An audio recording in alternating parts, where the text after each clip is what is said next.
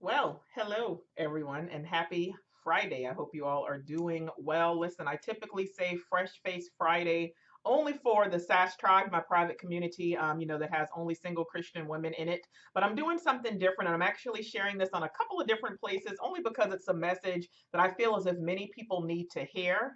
And I'm a little bit protective on who I actually allow inside of my group. So I didn't want everyone, coming in just in order to hear this message that I had been kind of talking about for the past couple of days. So again, I'm sharing it in different places, but if you are a single Christian woman, I'm sorry, feel free to hop on into the Sash Tribe on Facebook again, just to find yourself amongst women just like yourself. Just inspiration, motivation, encouragement, advice, humor, Bible, training videos. You get to stay in the know about many different things that I offer as well. I am behind the Saved and Single ministry. I'll drop, links at the end on how you can learn more about the ministry. I'm also a certified life dating and relationship coach. I'm the new love strategist with New Thing Life Coaching. So I'll also drop the ways to connect with the coaching business as well at the end of this video. Let me go ahead and make that announcement that I am so happy to state that New Love Language is actually now opening up enrollment for the fall. All right, I'm accepting fall enrollments at this time. We just actually ended it for the first time that I did it, and it was just amazing to do that group coaching for those single women who are just trying to figure out, like, how come I've not been doing very well when it comes to dating. Men love those ones who are saying, like, hey, hot mess, but I want to be ready for marriage. So we really went through that whole process together. And it's really just about brick by brick, rebuilding your love life. I say it's like the ultimate wife prep program that will help you unpack and learn and unlearn, I'm sorry, all that you thought you knew about love, all you thought you knew about marriage. So if you've been getting it wrong for some time now, you might want to contemplate getting inside of this program. All right, newthinglifecoaching.com/new love language. But moving right along, all right, what I actually wanted to talk about for this evening is trauma. I said I would be talking about untreated trauma, talking about pain, talking about abandonment, because so many of these different things tie together. And of course, I do dating and life coaching, even relationship coaching, but most of my clients come to me for healing. It's something that they need to heal. And even though, they're talking about some of the struggles with relationships with men, with love, a lot of the toxic and unhealthy cycles and traits that they have been repeating are tied to their past. It all has to do with something from their childhood, someone who maybe abandoned them, whether it was their father, whether it's something as far as their mother, whatever the case might be. So we have to, work through and do all of that inner healing together in order to get them where they need to be. And what I'm realizing is that and of course, first of all, a lot of those things need to be tended to before even thinking about love. That's why a lot of us can't really get it right, because we don't realize why we're repeating so many of these different things. But it's tied to trauma, and it's definitely interfering with our love lives as far as that is concerned. So a lot of us have some type of untreated trauma, all right, and it affects us greatly. And sometimes we hear trauma and we think it has to be something absolutely severe, something that has to be like beyond serious, some type of truly traumatic event or experience. But no, when you actually look at trauma in and of itself, it is defined as a deeply distressing or disturbing experience. A deeply distressing or disturbing experience. So, guess what? Being hurt, being rejected, being skipped over, or being bypassed by a man, that is something that can be traumatizing for you. Like, you'd be surprised. A divorce can be traumatizing. Having someone break up with you when you thought things were good can be traumatizing. You falling in love with someone or wanting someone and them not wanting you and you now being rejected by them can be traumatizing. And some of us are walking around with untreated trauma, never healing from someone that hurt us. Yet we're still out here trying to date, trying to form connections, trying to get booed up, wiped up, snatched up, all of those different things that we ain't even ready. And mind you, of course, like I said, those examples that I just mentioned, those are some of the basics. So, and I want to say basics, but those are still traumatic. So, mind you, there are still things that are even more severe and even more traumatic that people have not tended to, and it's definitely altering their brains, the way the brain is functioning. And again, those same people are still trying to form romantic connections. And untreated trauma is super, super, super dangerous. I'm not trying to sound dramatic, especially since I said I'm talking about trauma and drama, but I'm not really trying to sound dramatic, but it really is dangerous because at the end of the day, people don't realize that emotional trauma actually causes lasting changes in the part of the brain that is responsible for how you respond and handle things emotionally. Like the way that one therapist will even word it is that like trauma will it retards the brain, like it can cause the brain to stop developing if you don't actually take care of it. So mind you, all of those different things, and then of course abandonment is something that is traumatizing as well, and fear of abandonment is a real thing that also affects our brain and rationale. So a lot of us, like maybe sometimes you don't even realize that you've been abandoned, or we hear fear of abandonment, we talk about it, but it's like, what is it? Or no, well, no one actually really abandoned me. Some of you have been abandoned, maybe whether it was a parent that died, maybe it was a parent who left, maybe it was someone who actually, whether your mom and dad separated, and maybe you were living with dad and mom left and never really looked back, or maybe you still kind of spoke to her but she wasn't really there. That's still a form of abandonment. And if it's of course the flip side, your father, maybe mom and dad broke up, divorced, whatever, dad left, that's still a type of abandonment. Again, death, so many different things are abandonment, whether again a spouse left, someone broke up with you, anyone that walks away, like that is abandonment. And we don't realize that that is also a traumatic experience. That is also a traumatic experience that has an effect on our brain. So therefore, fear of abandonment is a real thing. It's a real thing that affects our brain, it affects our rationale. And I realize that many people are a little bit like judgy because they don't really understand this. They don't understand the emotional, mental, and the psychological components behind it all. But abandonment is something like there are so many different symptoms and signs and things that actually show that fear of abandonment is present. And what I realize, of course, with a lot of the women that I work with, um, it's why you might find yourself, having sex with the man, even though you don't really want to, but you're doing it anyway because, that might cause him to stay. Some of us, that fear of abandonment, we have it, it's so deep that it causes us to also have a fear of commitment. So that's why we will repeatedly find ourselves attaching to emotionally unavailable men because it's kind of like, well, I already know that he's with someone else. I already know that he's married. I already know that he's never going to commit to me. So at least that way, if he never commits to me, guess what? That means he can never leave me. And that's something I don't ever have to worry about because even if it's something where your dad, had walked out or, left or whatever many, many years ago, there's still that little girl inside of you that is not healed and is still thinking like everybody is going to leave. So, and it's like people pleasing is another sign of fear of abandonment. Sometimes, and maybe in not connecting to emotionally unavailable men, some of us will connect to men that are a little bit difficult. Maybe those who have already said that they don't want a commitment. Maybe those who are dealing with some type of serious issue, whether it's a mental issue, whether it's some type of addiction, maybe they have some type of demons they are fighting or battling. Maybe it's the person that everyone knows that man is never going to want to settle down. But then some women will actually connect with those men and they're doing it a little bit unconsciously, not even realizing that the purpose behind it is if this man would actually change for me, that'll validate me. That'll actually show me that I am somebody, that I am worth it. That'll do something for my self esteem. Because if I can just get him to change for me, that'll solidify me. That means someone really loves me. That means daddy was wrong. I am worthy of love on all of these different things. And especially when you now add rejection to that. Abandonment and rejection are two different things, but they can go hand in hand, which makes it even more intense when you have someone who is dealing with abandonment issues on top of rejection sensitivity.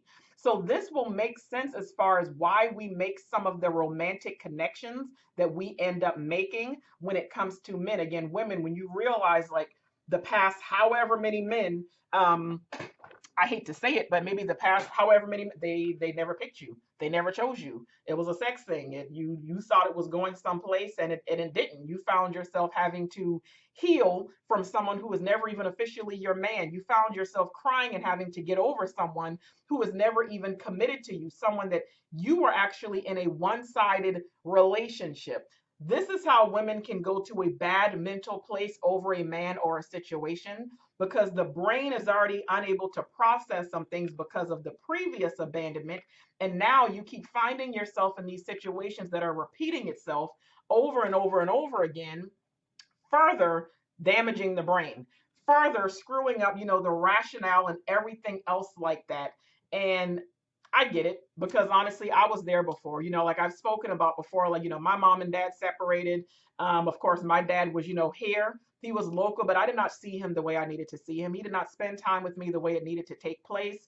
I didn't get that love that I needed from him, that validation, none of those things. But as I've explained before, being the youngest of five kids, and my mom, was like superwoman to me. So, and I saw her, be that independent woman. My mom didn't have no men in and out of our house. We didn't see her, dating, none of those different things. But she did whatever the heck she had to do to take care of her children. That was that. Working two jobs. And, of course, there were like struggles, but, as a child, like she did a pretty good job with hiding things from us. So, as far as, moving from place to place, no, we always had dinner, we always had clean clothes. She, did whatever she had to do to make sure that we could attend certain schools, like all kind of different stuff. So, of course, as I grew up, I now have that independent streak because I saw that with mama. So of course now for me it's like, okay, well, I don't need a man either, blah blah blah blah blah. But of course there's that little girl who never was loved and validated by her daddy.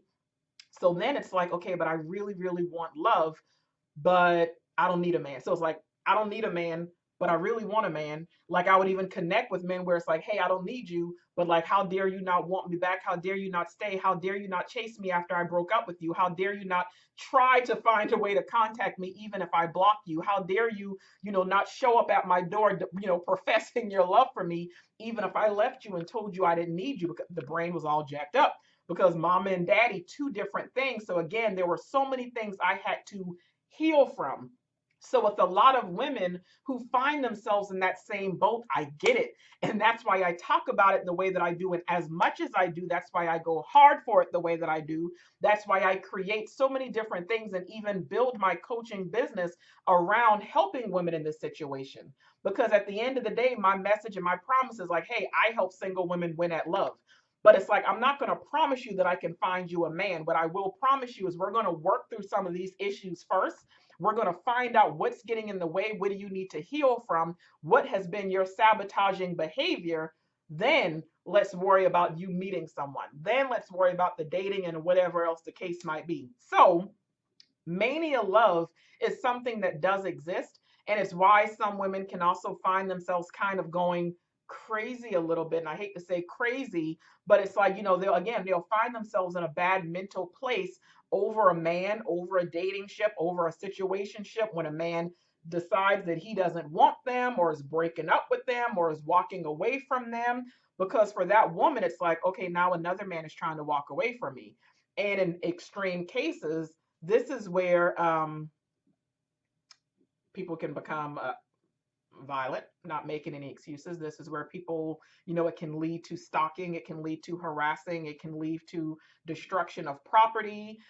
Because mania love is something that is possessive, it is obsessive, it is controlling, it is jealous, it is fearful, because it's like that brain is like, oh my God, no, there's a chance somebody is about to leave me again. I have got to do something about this. So, and this is also why, even with dating, some women, Christian women, even, they're trying to do things right and they're trying to get filled up on their Jesus juice. And as long as I have Jesus, everything is okay. But yet they'll still find themselves struggling to, as I say, play it cool, even when just meeting a man. They're already fighting for a title and trying to figure out, Lord, is this my husband? Let me know now, otherwise remove him. Hey, if God didn't send you, I'm not interested, or I don't have the time. I need to know, like, why are you here? God, why did you send him? Satan, did you send him? What's going on? Like, we'll go through all of these different things. And again, we're trying to find out immediately. And a lot of times it has to do, like, maybe with an emotional driver. It has to do with something that you have not healed from. It has to do with some type of untreated trauma, because there's no reason you should be going crazy over someone you just met. But again, I get it. Even with simplicity, like the 4-week, the dating masterclass that, I just released this past Monday, that I do have several of you, or several women who are already enrolled in, but it's about helping women seriously date, successfully date, I'm sorry, in modern times.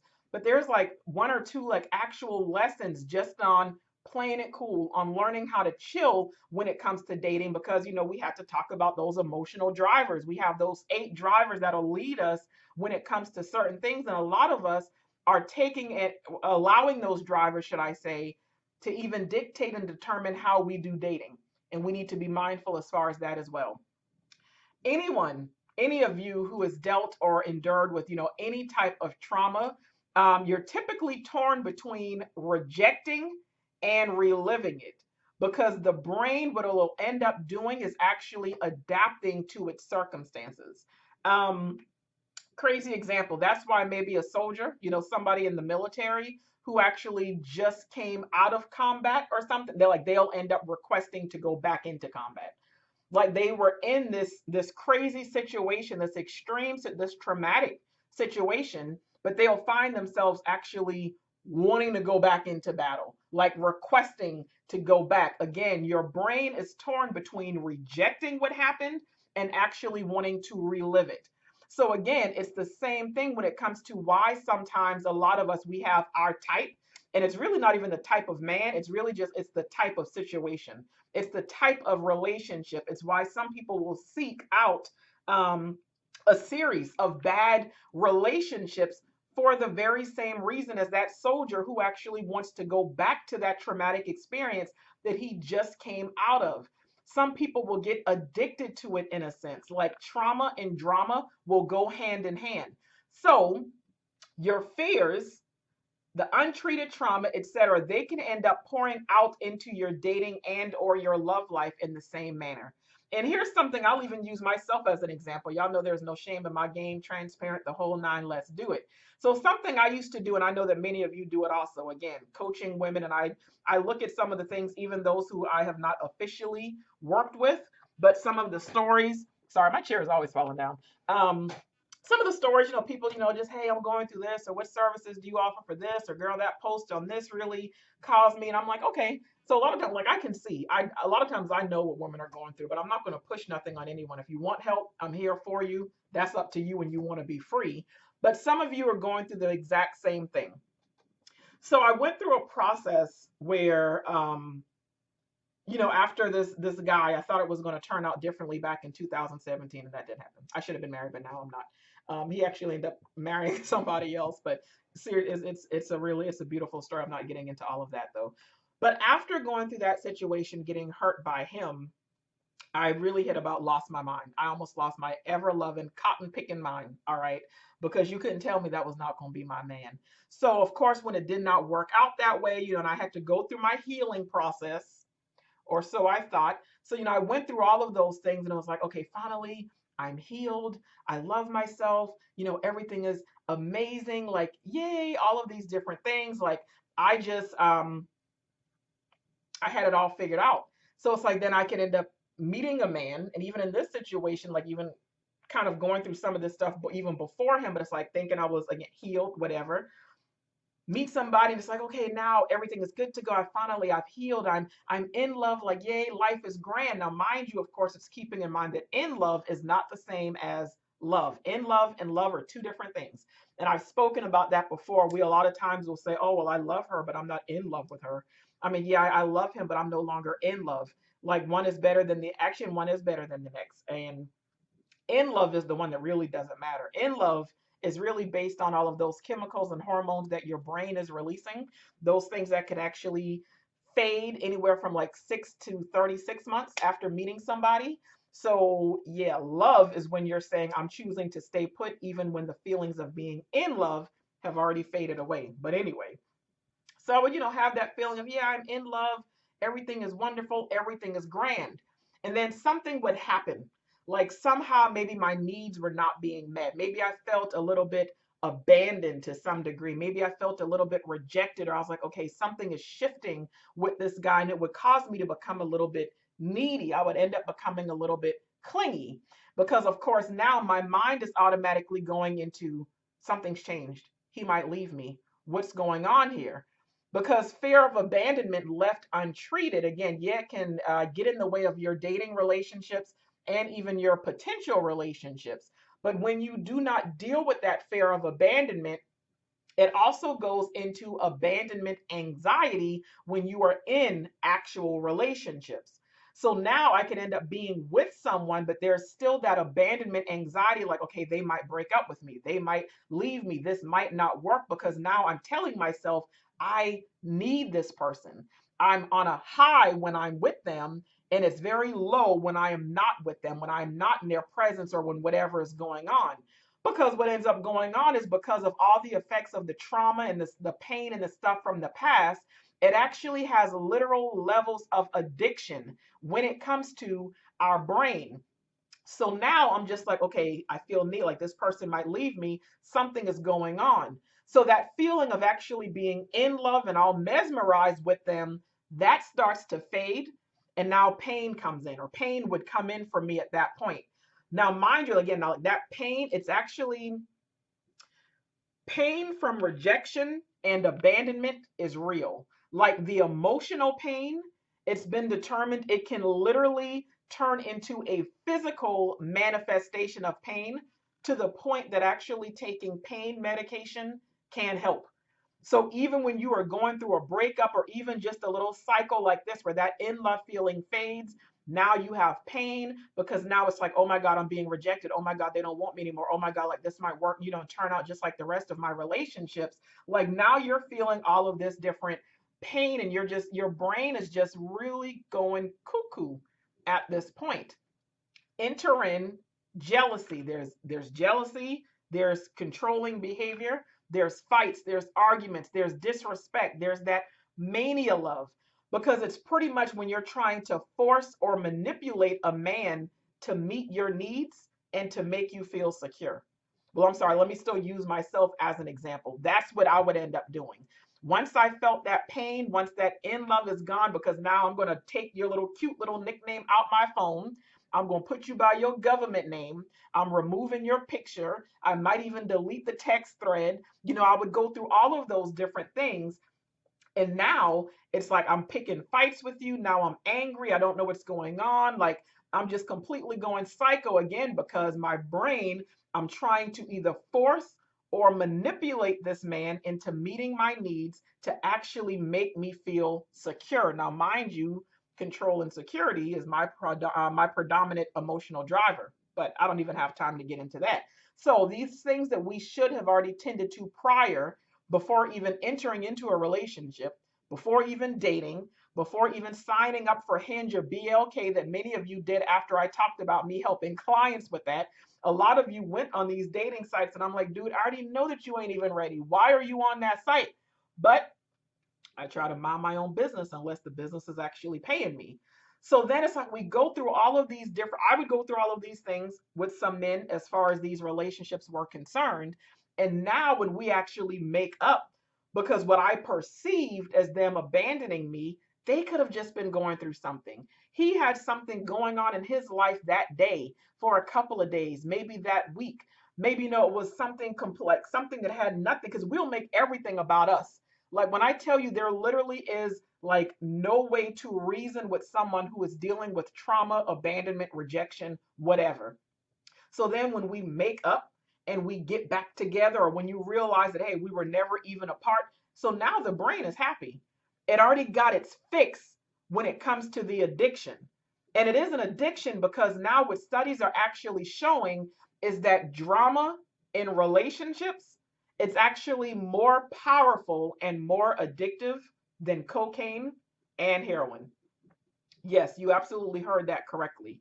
Like studies are showing that drama in relationships, in your romantic relationships, it is more addicting and more powerful, more addictive and more powerful than cocaine and even heroin. So it's like we go through the cycle and we end up releasing adrenaline, which is already addictive in and of itself.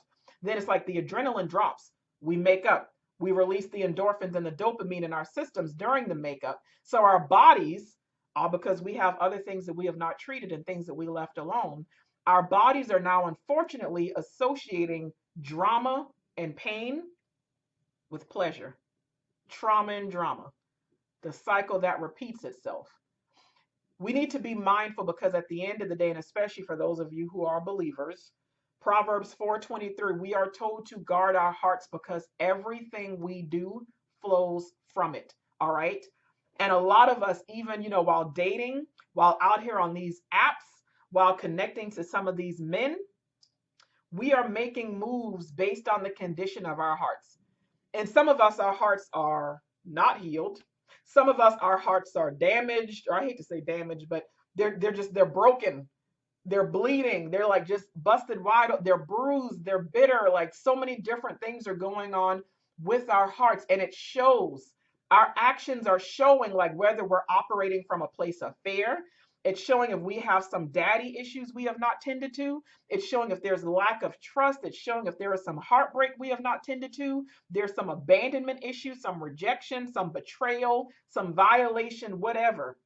And if you have any type of untreated trauma from the past or any type of fear, especially abandonment, you have to work on that. You have to work on that because abandonment anxiety typically does not end well. Actually, it ends with the other person leaving because they can't take the ups and downs. They can't take the highs and lows. They can't take the constant need that they have to validate you and that they have to prove themselves to you. They have to prove that they're not going anywhere. And guess what? Then eventually they're like, I can't do this anymore. And then they do what? They leave. They abandon you. And it's like, so now the very thing that you were afraid of happening actually happens. And some of you are quick to attach even to unavailable partners or relationships. And this represents a fear of abandonment. Like the things that we do unconsciously that stem from untreated trauma is what lead us in cycles of unhealthy relationship patterns. And some of us, like, we're out here like, oh, maybe marriage isn't my portion, or maybe I'm never supposed to get married, or maybe God this, or blah, blah, blah, like all of these different things. And it's like, no, boo, it's like because you're not ready. You're not ready, and like you're sticking with the same kind of men and the same kind of relationships and situationships and all of these different things. Like you need to examine the past few men that you dated, desired, and or were in a relationship with. And is there a pattern that you actually need to break free from? Okay, well, hello, Erin. That's what I get for wearing these big blue earrings anyway. But there might be something that you actually need to break free from. And one thing that I know as well is that emotional intimacy is very, very difficult for those with a fear of abandonment. It's hard for us to be emotionally intimate with someone because again it's like nope, I can't let someone get too close. He's probably going to leave anyway. It's probably is not going to last long. It's also why some people always go into a situation waiting for the ball to drop, waiting for this person to prove why dating today is XYZ and men today XYZ and blah blah blah blah blah. Like emotional intimacy will definitely prevent you from getting far in any type of relationship because no relationship can actually thrive. It can survive, but it cannot thrive if there is no type of emotional intimacy.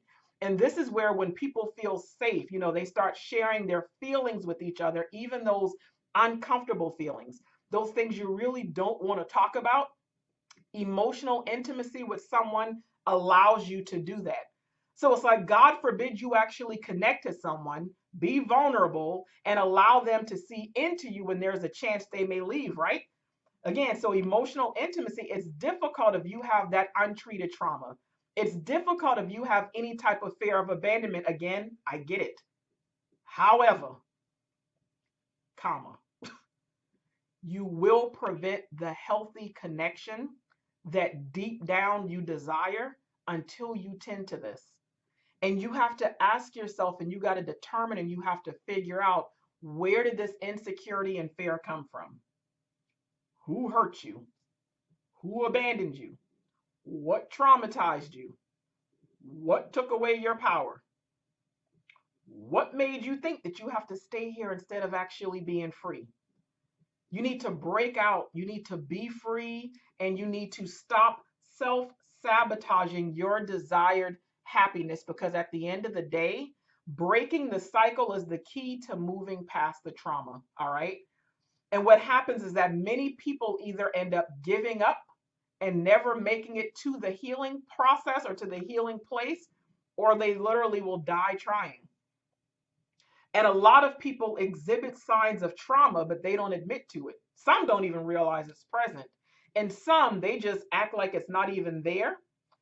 But it's a lot to admit it because that means now you have to begin processing. So, again, I get why some people don't want to admit it. They don't want to admit that they've been hurt. They don't want to admit the condition of their heart. They don't want to admit why they have a type. They don't want to admit why they really are single. They don't want to admit why they friend zone the right ones and steadily connect to the wrong ones. It's a lot to admit it because, like I said, now you got to start processing and working through that. I didn't want to admit that my dad, local celebrity, had abandoned me, jacked me up, left me hanging, and that I was hurt. I didn't want to admit that I was afraid I'd never be good enough for a man. I did not want to admit that I sabotaged potentially great relationships with men, all because I never took the time to actually heal. I did not want to admit that I stayed in unhealthy relationships because I was afraid of not having anyone. I honestly did not want to admit that I had a fear of abandonment. And guess what? I still do. Because fear of abandonment does not go away. All right. It don't go nowhere. Like, it's admitting that it's present, it's learning the triggers, and then it's working through it. And it's when you find yourself in a situation where you know that you have someone good and you're really trying hard not to ruin it. First of all, that's when you call me. I got you. All right. But it's making sure that you communicate to your partner at the right time so they are aware and so that they can understand it as well. Someone who doesn't know, they won't understand that it's almost impossible to rationalize with someone who is battling with this. Again, and the brain function. It's going to be hard for you to actually work through these things. So if they don't understand it, they're a little bit left, in the dark. They're confused. They don't know what the heck is going on. So this is why you absolutely need to work on this, all right? Because otherwise you will find yourself repeatedly in some dead end situationships, or you will find yourself ruining your current relationship, or you will find yourself, with or even if you stay in that relationship, again, you'll be in a relationship that's surviving, but it's not thriving. It's not at its greatest and fullest potential. So just make sure that you work on that at the end of the day. All right. Listen, I am here for the women that need help and are willing to do the necessary work. I have an actual treatment plan that I have to take women through because untreated trauma and the fears will prematurely end their dating ships. It will ruin their relationships and it will absolutely prevent their desired love life from ever, taking place and becoming of something. So that's why you need to make sure that you do something about this. My camera and chair has just been jacking me up all over the place. Make sure you work on that. All right. And like I said, for those who want to, for those who are able, willing, and ready, please know that I am here. All right. But connect with me, newthinglifecoaching.com. My inbox is always open. Shoot me an email, hey sis at newthinglifecoaching.com. Again, ladies, come on into the tribe. Again, fall enrollment is open for new love language. If you want to do group coaching, maybe you just want to do one-on-one coaching, I'm here for that as well. That course that I mentioned, Simplicity, if you're just saying, yeah, love, pause, I can't even get it together when it comes to dating, bit.ly/NTLC Simplicity. You can enroll in that virtual masterclass that will also help you with your dating life as well. All right. But listen, y'all have a fantastic Friday. I pray that you all are doing amazing. And I will talk to y'all later. Have a good weekend. Bye.